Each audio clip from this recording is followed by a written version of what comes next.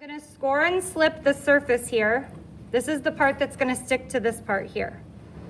Scoring means you're roughing it up.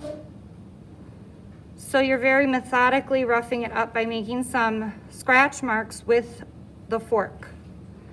We wanna make like a bunch of these little clay boogers.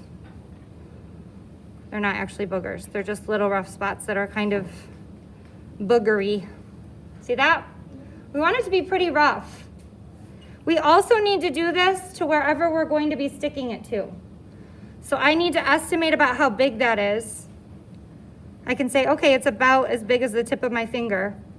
And then I'm gonna come over here and I'm gonna do the same thing to my pot. We need to make some more of those boogers the same size as the piece that we're attaching to it. So I'm gonna kind of cross hatch, go kind of back and forth with the prongs of our fork.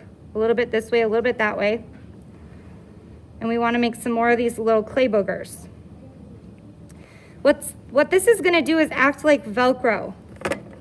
So all these little boogers and all of these little boogers are gonna grab onto each other like this when I add a little bit of water and I push them together. They're gonna grab onto each other and form a bond. And that will keep this from falling off when it dries. I got clay boogers here, I got clay boogers here. They're the same size. Do we all agree? Yes. Now I'm gonna take a paintbrush with some water on it. Try not to disturb the boogers. We want them to stay, so we don't wanna flatten them with our paintbrush.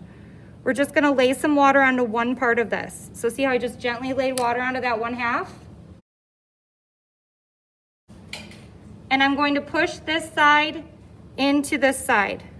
I'm gonna give it a little push and a little wiggle because we don't want to trap any air. So all those little boogers that I created with the fork are now grabbing onto each other and mixing with the water to create like a glue or a cement.